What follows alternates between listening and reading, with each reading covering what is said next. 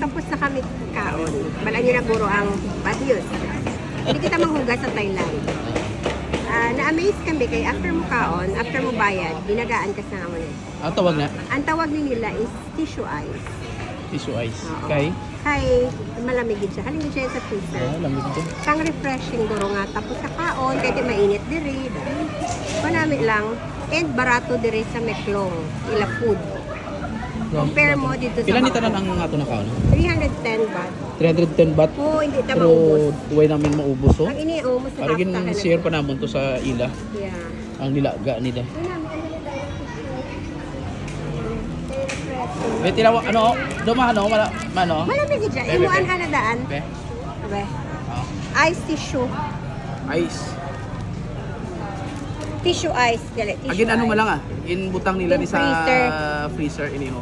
Wala may video gali. Di wala namin. Ni oh. At least ka-experience kita dire. Tissue ice.